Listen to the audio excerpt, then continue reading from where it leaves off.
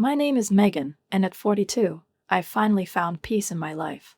Not the light, airy kind that drifts in effortlessly during serene years, but a hard-earned peace, fought for and carried through pain and loss, like walking a long road in complete darkness, where every step takes effort and only the belief that there's light ahead keeps you going.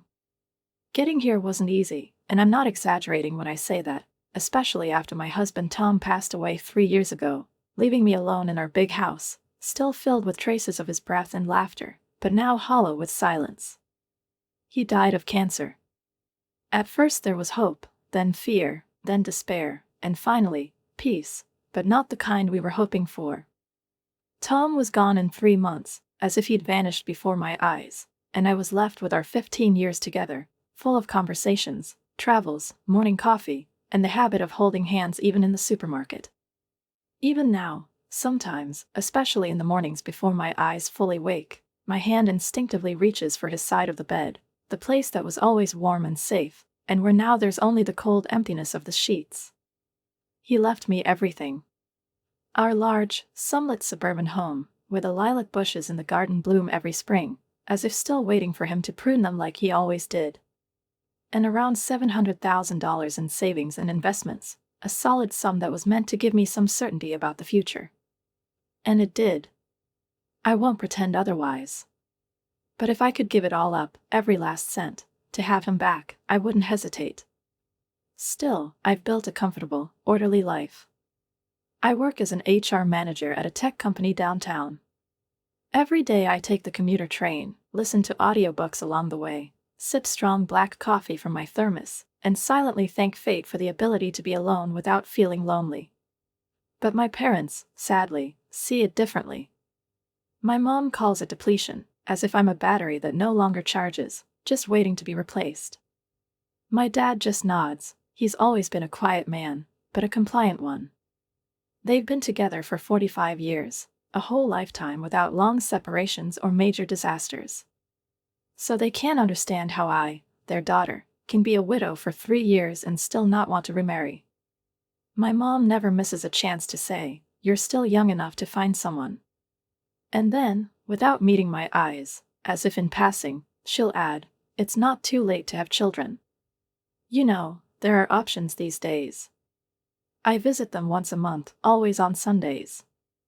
It's a tradition that's lasted for years, a 2-hour drive that feels more like a gauntlet, especially when you know you're not going to a home, but into an obstacle course, where the first challenge is stepping over the threshold without rolling your eyes. Because the lectures begin immediately. "Megan, I ran into Susan Williams at Bridge Club," my mom will say, with that particular expression that blends fake casualness with real persistence. Her son David is divorced now. He's an accountant. What she doesn't say is that David, at 39, still lives in his mother's basement and hasn't worked a single day in the last 3 years. I know these sons of her friends. They're not looking for a wife, but for someone to replace their nanny and become their sponsor. So my answer is always the same: "Thanks, Mom, but I'm not interested in dating right now." And before we continue, leave a comment letting us know what city you're watching this video from. Enjoy! Last Sunday started like all the others. I arrived at noon, just like always. Helped Mom with lunch. She was making her signature lasagna, and the house smelled of oregano and garlic, like an Italian trattoria. I was already bracing myself for the inevitable talk about David or maybe someone like Brian, a 40-year-old fitness instructor who cooks really well and adores dogs. But this time was different. Mom and Dad were strangely quiet during lunch. No teasing, no questions. Not a single name. Not a single hint. Just the clink of a fork against a plate and glances held a little too long. "Is everything okay?" I finally asked, a bit suspiciously, because I know them too well to believe in random restraint. Mom folded her napkin neatly in her lap, as if preparing for a speech. Dad lowered his eyes. "We're worried about your brother," she said at last. My heart skipped a beat. Jake. 7 years younger than me, he's 35. Unlike me, he always followed the more traditional path: college, job, marriage. 3 years ago, he married Vanessa, a warm, smiling woman my parents adored from the start. She was my mother's dream, polite, always with a napkin in her lap, and most importantly, she wanted a big family. "What's going on with Jake?" I asked, already feeling a wave of unease rising in me. "He lost his job," my dad said, finally speaking. "The company downsized, and he was one of the first to go." "And now," my mom continued, "he and Vanessa couldn't afford their rent, and they were being evicted at the end of the month." I nodded slowly, as if I already knew what was coming next. "They need a place to stay," my mom added, and for the first time that evening, her voice held something more than concern, almost a demand. "Just until Jake finds a new job and they can save up for an apartment." I took a deep breath. Jake had always been a bit chaotic. A wonderful person, but not always reliable. "You know that, Mom," I said quietly. "And I'm used to living alone." "He's your brother," she snapped. "Family helps family. And Vanessa is such a sweet girl. She'll help around the house. They won't be any trouble." I wasn't so sure. Jake had always been the golden child, charming, cheerful, able to win over our parents with an ease I could only envy. But he was also impulsive, prone to sudden decisions and, sometimes, running from consequences like a boy who never quite learned that actions bring more than apologies. Even as a child, his room looked like a tornado had passed through it. Clothes on the floor, books spine in on the shelves, the bed always in disarray like a storm had slept there. And while Vanessa seemed perfectly nice, at least from our few and mostly superficial conversations at family gatherings over Christmas or Thanksgiving, I couldn't say I really knew her. She was always polite, always smiling, always bringing her signature pies, but she kept a slight distance, as if she knew she wasn't fully part of the family and didn't want to impose. "How long would they need to stay?" I asked, feeling that cautious voice stir inside me, the one I'd learned to listen to over the years, the voice that reminded me even the best intentions could turn into chaos. Mom, of course, insisted it would be only for a few months, 3 at most. Jake, she said, already had several promising leads, and it was just a matter of time. I had my doubts.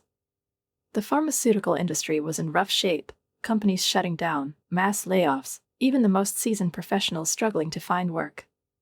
"Please, Megan," Mom leaned across the table and unexpectedly gripped my hand tightly, and in her eyes, for the first time in a long while, I saw not reproach, but something that looked like pleading. "We'd gladly take them in, but we just don't have the space." And that, admittedly, was true. Their 2-bedroom apartment was tiny, cozy, yes, but barely enough room for 2, let alone 4 adults under one roof. And my house, mine and Tom's house, now home only to me and the occasional draft, could easily fit 3. After an hour of hesitation, guilt, and Mom's promises that Jake and Vanessa would be ideal guests, quiet, tidy, grateful, I very reluctantly agreed. "All right," I said at last, resting my hands on my lap. "They can stay with me temporarily, but we'll need to set some ground rules." Mom's face lit up with such relief that, for a moment, I felt like I was doing the right thing. "Oh, thank you, sweetheart. Jake will be so grateful. I'll call him right now." She nearly jumped from her seat, grabbed her phone, and within seconds disappeared down the hallway, where she could speak without me overhearing. Dad, for his part, walked over and gently patted my shoulder. "That's my girl," he said, and in his voice there was something warm, almost proud. "Jake's lucky to have a sister like you." I gave a weak smile, already beginning to regret my decision, but trying to quiet the doubt. How bad could it be? A few months. Just a few months. I can handle that. Right? A week passed, and there they were, Jake and Vanessa, standing on my doorstep, clutching 4 suitcases and smiling with the kind of hope that made it feel like I hadn't just offered them a room, but a lifeline in open water. "Sis." Jake rushed to me, hugged me tightly, his familiar cologne, the same one he wore back in college, suddenly sparked a strange, warm memory of our childhood, when we'd race around the yard, drink lemonade from plastic cups, and laugh the way only kids can. "Thank you so much for this. We promise we won't be a burden." Vanessa, standing just behind him, gave a modest smile, her blonde hair pulled back in a neat ponytail, her face makeup-free but glowing with genuine gratitude. "We can't even express how much this means to us, Megan," she said, her voice soft, filled with warmth and quiet determination. I showed them to the guest bedroom on the first floor, a bright room overlooking the garden, where the last autumn chrysanthemums were still in bloom. "Make yourselves at home," I said, handing Jake a set of keys. "I cleared some space in the kitchen cabinets for your things." "That's so generous of you," Vanessa said, glancing around with what felt like reverence, not for the size of the house, but for the generosity with which I'd opened its doors. "I'd be happy to help while we're here. I can cook, clean, it's the least I can do." "That would be great," I replied, feeling a bit of tension lift from my shoulders. Maybe this arrangement really could work. I usually get home around 6, and cooking was never my strong suit. "Don't worry about a thing," Vanessa smiled, her voice gentle, almost nurturing. "I'll take care of dinner every night." We quickly settled on a simple arrangement: would buy the groceries, and they, until they found work, would handle cooking and cleaning. I also asked them to be mindful of the utilities. Tom and I had once installed smart thermostats, LED lighting, and optimized the heating system to keep bills reasonable, and I wanted it to stay that way. The first few weeks passed surprisingly peacefully, even pleasantly. I came home to delicious homemade meals: rosemary chicken stew, pumpkin soup with nuts, fragrant pies. The house was clean, cozy, and Vanessa turned out to be not only a good homemaker, but also a quiet, thoughtful conversationalist. Jake spent his days at the computer, sending out resumes, and in the evenings he'd tell us who had called back, who had promised to think it over. I started to enjoy the company I'd missed all these years: not noisy chaos, not intrusive questions, but the simple, warm human presence in a house that had been mine alone for so long. About a month into our shared living situation, I began to notice a shift in the atmosphere, not abrupt or obvious, but subtle, almost imperceptible, like autumn when it first arrives as a cool breeze and then suddenly blankets everything in gray clouds and damp. Those hot, aromatic dinners that used to await me in the evenings, thoughtfully prepared, with pretty napkins and warmth that felt like gratitude, suddenly became less frequent. At first, I didn't think much of it: everyone has hard days. But then it became clear: the house was no longer as tidy as it had been in the early weeks, and what once seemed like a cozy arrangement started to resemble a fading illusion. One Tuesday, coming home from work a bit tired and craving quiet and care, I found the kitchen exactly as it had been that morning when I left: plates with breakfast remnants, mugs smeared with coffee, sticky crumbs on the table, and a frying pan in the sink, as if someone had made eggs and simply walked away, forgetting that a house isn't a hotel where someone else cleans up after you. I silently made myself a sandwich, heated up soup from a can, and sat down to eat alone, listening only to the low hum of the refrigerator. Around 7:30, the door finally opened and Jake and Vanessa walked in, arms full of shopping bags, laughing and seemingly oblivious to the fact that someone had been here waiting, hoping, counting on them. "Oh, you already ate," Vanessa said, not meeting my eyes as she dropped her grocery bags right onto the counter. "Yeah, I figured you were busy," I replied, trying to sound calm, not accusatory, but with a hint of fatigue I hoped would be understood. Jake, without even taking off his jacket, opened the fridge, pulled out a beer, and, taking a sip, tossed off, "Just ran a few errands." I silently looked at their bags. Inside were groceries from the kind of upscale stores I rarely visited, even with my stable income, except for special occasions. Cheese that cost as much as my weekly dinners, and wine that Tom and I used to allow ourselves only on anniversaries. And I couldn't help but wonder, if they can't afford rent, how are they managing to treat themselves like this? The next evening, the story repeated itself. I returned to a house that held neither the smell of food nor any trace of comfort, not even the feeling that someone had been waiting for me. The superficial mess, coffee mugs, shoes left out, empty bottles, seemed to linger on purpose, like a silent rebuke or a display of disregard. When they finally arrived, I decided I couldn't stay silent any longer. "I thought we agreed you'd handle dinner and keep the house in order," I said as I reheated yesterday's soup in the microwave, trying to sound reasonable despite the tremble in my voice. Vanessa sighed loudly, as if she could no longer tolerate my nitpicking. I've been really busy lately. I'm starting a business with some friends. We've been meeting here during the day to plan things out. I froze. You're inviting people into my home? I asked, already feeling a wave of irritation rising beneath the layers of fatigue and disappointment. It's just a few friends, Vanessa shrugged. We need a place to meet. I put down my fork and straightened up. Vanessa, this is my home. I don't know these people. I'm not comfortable having strangers here, especially when I'm not home. They're not strangers. They're my friends, she snapped. They're strangers to me, I replied, calmly but firmly. If you want to meet with them, go to a cafe. Or to their place. She stared at me, her gaze turning cold as ice, then slammed her fork onto the plate, pushed back from the table, and stomped off to the bedroom. Jake looked at me with irritation. Nice going, sis. She's trying to build something. You could be supportive. Jake, I'm not trying to be difficult, I began, but he didn't even let me finish. He just got up and followed her. From that evening on, everything changed. It was as if Vanessa had erased me from her life. No, good morning, no, how was your day, not even a passing glance, like I'd become a ghost in my own home. She stopped cooking for me entirely. I'd come home to see the remnants of their dinner, Chinese takeout boxes, dirty pans on the stove, and not a single dish prepared with me in mind. I returned to cooking for myself again, as I had before they moved in, quickly, simply, joylessly. 2 months after they arrived, I began to feel like a stranger in the house I had poured my soul into, where every painting on the wall, every blanket, every cup reminded me of Tom, of our life, of the silence I had once feared and now cherished. One evening, coming home later than usual, I found them sprawled across the living room sofa. They were watching TV, eating a large pizza straight from the box, laughing, not even turning to acknowledge me.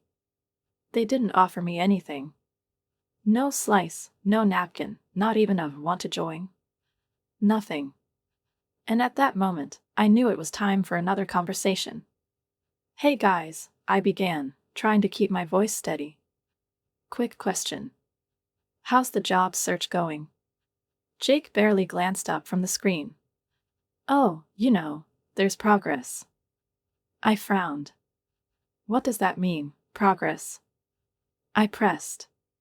He shrugged, lazily. Well, a couple of interviews. Nothing serious yet. Vanessa didn't even turn around. Didn't pretend. Didn't reply. It's been 2 months, I reminded them that evening, when the atmosphere in the house had come to resemble not a welcoming refuge but a rented space where I, the homeowner, existed only on paper. Jake, still glued to the TV, tossed over his shoulder, "We'll let you know when there's news." His dismissive tone stung more than any open argument. I wanted to scream, but I only pressed my lips together, holding back the disappointment that had been building like water behind a locked dam. The next Sunday, I drove to my parents' house for our monthly visit, a drive I now saw as necessary distance, a breath of air, even if not always fresh, at least different. Jake and Vanessa declined to come along, citing exhaustion, which, frankly, was a relief. I needed to speak to Mom and Dad alone, without performances or unsaid tensions, without cold looks and forced smiles. As soon as I stepped through the door, my mother, as always, hugged me tightly, as if she hoped the embrace alone could erase all my stress. "How are Jake and Vanessa doing?" she asked before I even had a chance to sit down. "That's exactly what I wanted to talk about," I began, feeling the words gather inside me, carefully chosen so as not to sound accusatory. But I hadn't even gotten halfway through the sentence when Mom interrupted, ready, it seemed, as if she'd been waiting for just this moment. "Jake says you're pressuring them to find jobs quickly," she began, and I felt something tighten in my chest. "He says you're treating them like they're taking advantage of you." I blinked, stunned. "What?" slipped out. "I've barely even mentioned it. I just asked how the search was going. He says you're making them feel unwelcome," Mom continued. Dad, sitting in the corner with a newspaper, finally spoke. "That doesn't sound like you, Megan." I took a deep breath, trying not to raise my voice. They promised to help around the house. Vanessa stopped doing that weeks ago. And she's been inviting people over without asking me, I explained. Mom shook her head, as if my reasoning was just petty complaints. They're going through a hard time, Megan. You need to be more understanding. Understanding? I wanted to scream. They're living in my house, rent-free. I buy them food, pay the bills, put up with the loss of comfort, order, and peace, and now I'm the villain in my own family. I could feel the frustration boiling inside me, thick and heavy like jam forgotten on the stove. They're family, Dad said firmly. Family supports each other. I realized arguing was pointless. They had already decided I was in the wrong, and no facts could shake that belief. I changed the subject, forced a strained smile, and we spent the evening over an awkward dinner, full of unspoken words and scraps of old memories, as if we were trying to hold on to something familiar. By the time I pulled up to my building, my mood was tense but steady, until I saw an unfamiliar car parked squarely in my spot. Confused, I left my car on the street, grabbed my bag, and headed to the door, a strange unease creeping in, like the air had turned thick. I put the key in the lock, stepped inside, and immediately noticed several large suitcases neatly lined up in the hallway, as if someone had decided to stay for a while. Voices drifted in from the living room, and they weren't just Jake and Vanessa's. I walked in, and the scene before me felt easier to accept as a dream. Sitting on my couch, cups in hand, was an older couple. I didn't need a second to recognize them, Robert and Linda, Vanessa's parents. We'd met only a couple of times, at Jake's wedding, a couple of holiday dinners, but even then, there had been a polite distance between us, certainly not enough closeness to justify seeing them in my living room. Everything fell silent the moment I entered. Megan, Jake said with forced enthusiasm. Look who's here. I pulled on a smile. Hi, Robert. Linda. Nice to see you. Linda gave a curt nod. Megan. I turned to Jake. Can I talk to you for a minute? My voice remained polite, though I was seething inside. He followed me upstairs to my home office where, once I closed the door, I turned sharply to face him. What's going on? I asked, no longer bothering to hide my irritation. Why are Vanessa's parents here with luggage? Jake ran a hand through his hair, a little nervously. They're just staying for a week. They're on their way to Arizona to visit Vanessa's brother. And it didn't occur to you to ask me before inviting them to stay in my house? My voice was rising, and I wasn't trying to stop it. He raised his hands like he was surrendering. Please, Megan. It's only for a week. They'll be gone before you even notice. I took a deep breath, the kind you take after an illness finally breaks. This is exactly what I've been talking about, Jake. This is my house. You can't just invite people to stay here without asking me. He dropped his gaze. I know. I'm sorry. But they're already here. What do you want me to do? Send them to a hotel? He asked, and for the first time in a long while, there was a trace of guilt in his voice instead of defensiveness. I looked at Jake's pleading face, and to my own frustration, I felt my resistance start to weaken again, like I was a child once more, watching him after he'd done something stupid, wearing that same look of hope and undeserved forgiveness, and I, the older sister, always let it go, because he's just Jake. Fine, I exhaled, feeling something heavy yet right lift off me with that one word. 1 week. That's it. Jake's face lit up as if I'd handed him the keys not just to the house, but to life itself. Thank you, sis. You're the best, he said, giving me a quick hug before we walked back downstairs together. I immediately noticed the table was set in the kitchen, and, miracle of miracles, the smell of rosemary chicken fillet filled the entire house. It seemed Vanessa had decided to play the perfect guest again, now that her parents were here. She moved around the stove with a forced smile, and I realized her sudden display of thoughtfulness was nothing more than a performance for Linda and Robert. We all sat down to dinner, and I did my best to remain polite, despite the irritation that had become my constant companion over the past few days. So, Megan, Linda began, taking her napkin and smoothing it carefully over her lap, This is quite a lovely home. How many bedrooms did you say it has? Avoiding her gaze, I replied, 4. And you live here all alone? Robert interjected, tilting his head. Yes, I said shortly. Tom left it all to me when he passed. I always avoided talking about money with people I barely knew, and this was no exception. Such a big house for one person, Linda mused, glancing around. How do you manage to keep it up? I manage just fine, I replied, cutting myself a piece of chicken. Linda exchanged a look with Robert, and it wasn't just the quiet understanding of a long-married couple. It was the kind of look that said, now we say it. You know, she said with a faint smile, if I had a house this size, I'd probably sell it. Too much space for one person, and the money could go to help other family members. I nearly choked on my water. Excuse me? I breathed out.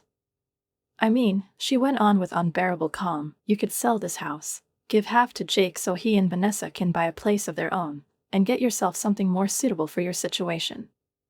The audacity of her words left me speechless for a moment. Jake looked embarrassed, eyes fixed on his plate. When you have your own house, Linda, I finally said, striving to keep my voice even, you can decide what to do with it. This is my house. And I'm not selling it. The silence at the table was thick, tense, like storm clouds just before a lightning strike. Linda pressed her lips together, and Vanessa shot me a poisonous look, as if I had insulted her mother, though her mother had just suggested kicking me out of my own home for their convenience. We finished dinner in near silence, each of us staring into our plates like the scraps of food might offer answers to all the unspoken questions.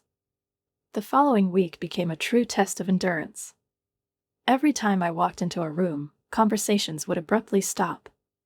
Linda and Robert's questions grew increasingly invasive, about my job, my income, who I was dating, and why I was still single.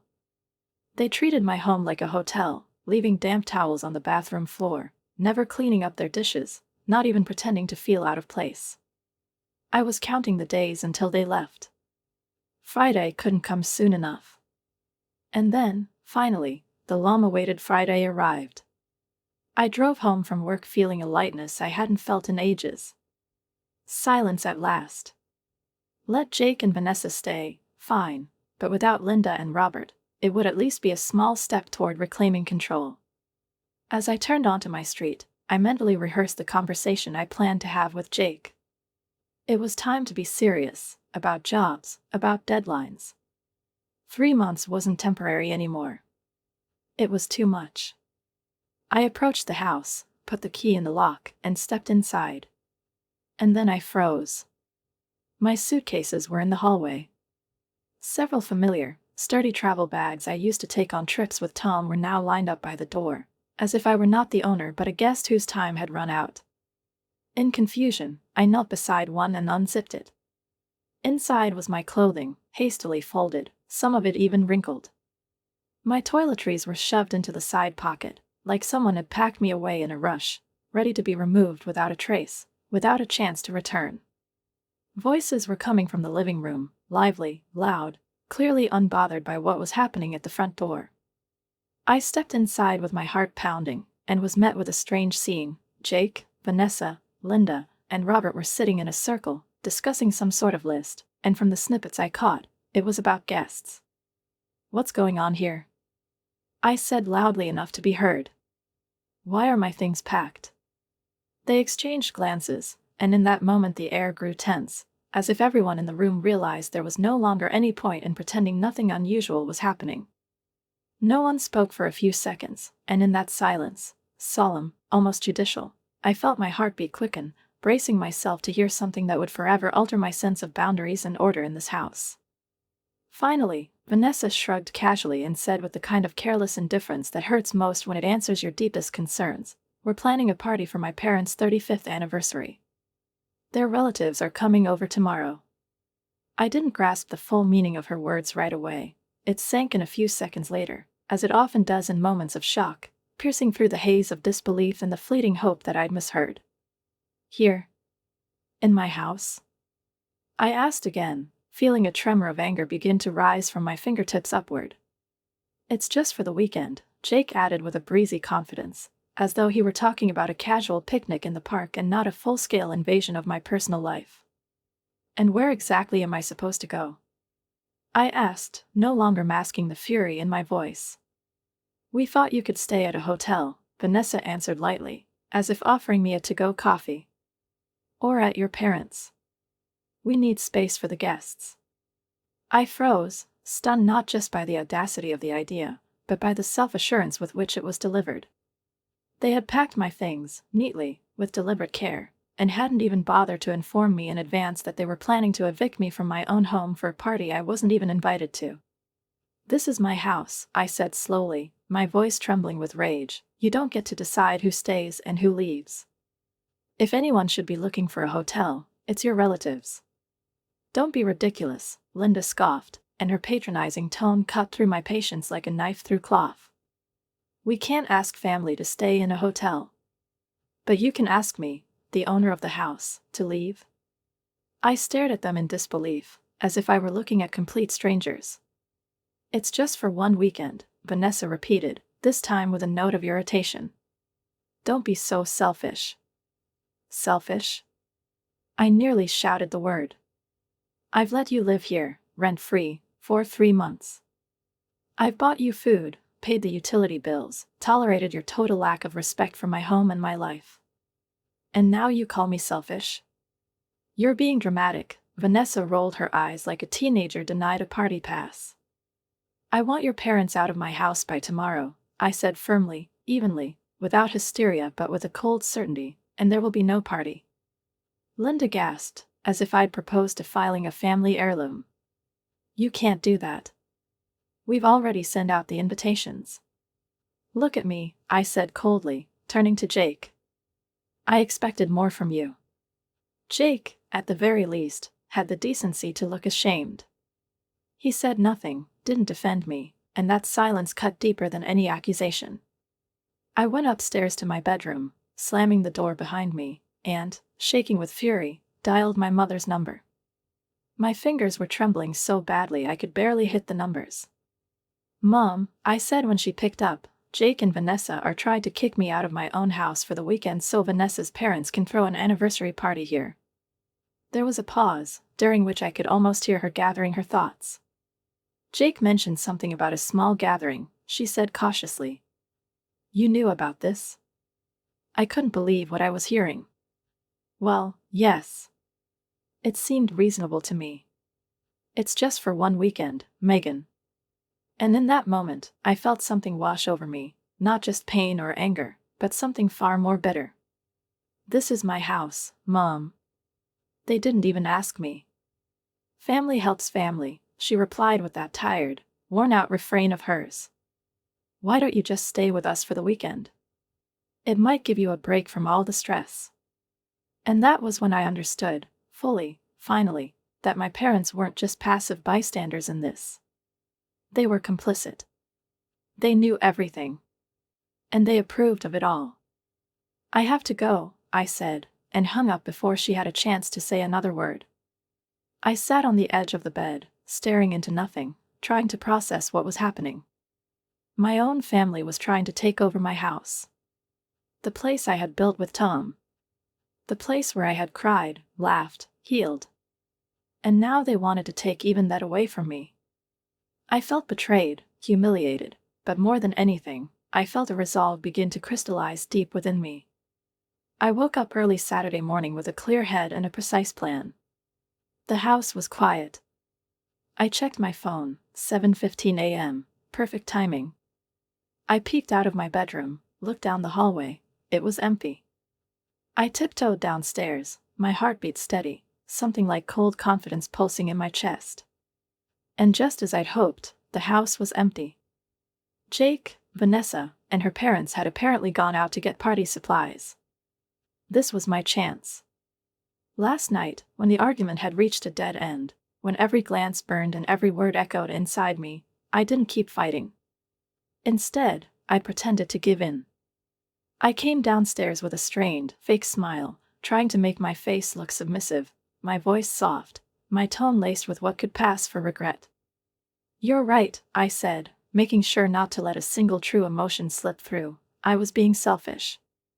I shouldn't have tried to stop you from having the party. Vanessa looked at me with a triumphant expression she didn't even bother to hide. Jake seemed relieved, like someone who thought he'd narrowly escaped a fight, not realizing the storm was still brewing. Her parents exchanged glances that held the satisfaction of victors, like conquerors planting their flag on newly claimed land. They thought they'd won.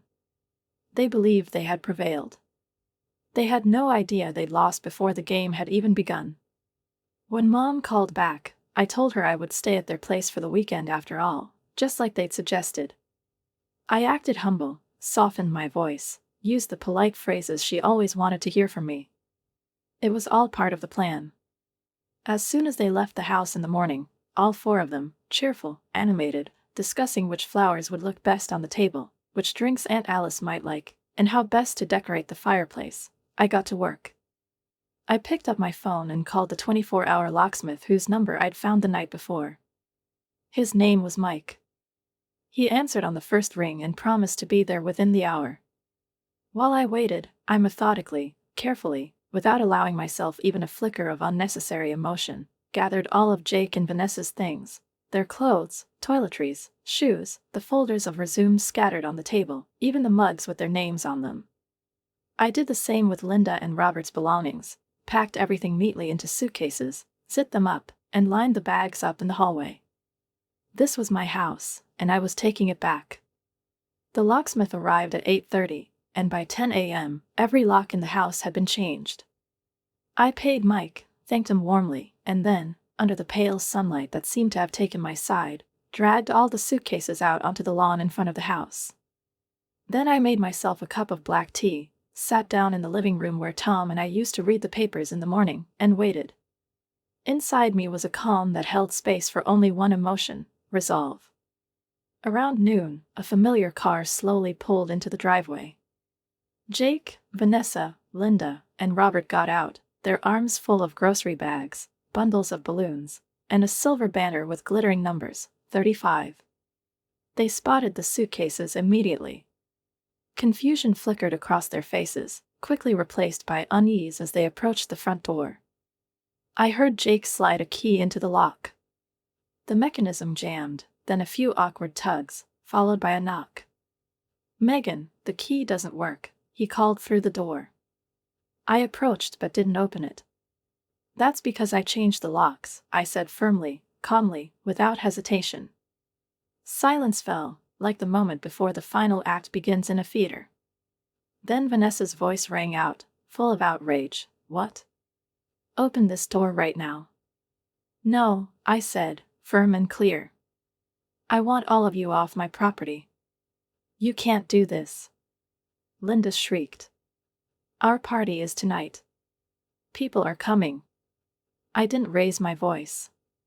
"You should have thought about that before you tried to throw me out of my own home," I replied. Jake shifted to a pleading tone. "Megan, please. Can we talk about this?" "There's nothing to talk about," I answered. "You've taken advantage of my generosity for months. You disrespected me in my own home. And now you're trying to push me out to throw a party I never agreed to. We're done." Vanessa came up to the door again and started pounding on it, this time with fury, with force. "You can't do this," she screamed. "Let us in right now, or I'm calling the police." "Go ahead," I said. "I'll be more than happy to explain how you've been squatting in my house and refused to leave when asked. I'm sure they'll be very interested." For a moment, everything went still. Jake tried a different approach. "Sis, please. Where are we supposed to go?" His voice was softer now, almost pitiful. "That's no longer my problem," I replied. "You had 3 months to figure it out. Time's up." Linda began to wail, complaining about the ruined anniversary, the wasted money, the guests who would be arriving any moment. Robert tried to soothe her, muttering something about a hotel, saying this could still be salvaged. Vanessa, completely unhinged by now, moved from pounding to kicking the door. "If you damage my property, I'll call the police," I warned calmly. The kicking stopped. A few seconds later, Jake muttered through gritted teeth. Mom and Dad are going to hear about this. I'm sure they will, I said. Now please leave. Before I call the authorities. More shouting followed, more begging, more threats, but I didn't waver. I wasn't backing down anymore.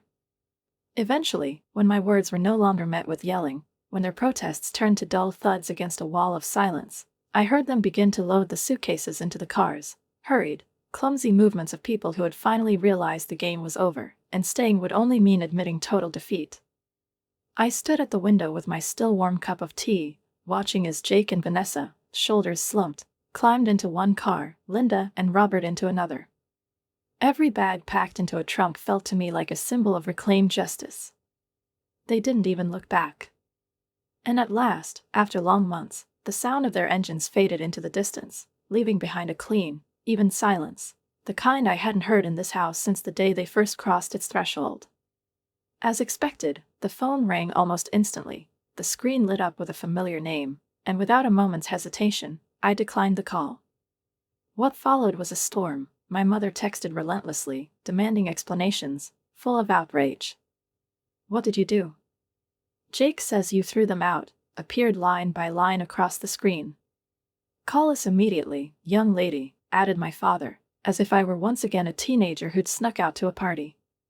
I turned off the phone, filled the kettle with fresh water, made myself another cup of tea, and finally, for the first time in many months, sat in my living room in complete silence.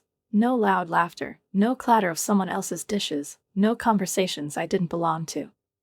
Just me, my breathing, and the unmistakable feeling that I was finally the master of my own life again. In the days that followed, the messages didn't stop. They came in waves, accusatory, pleading, or simply furious.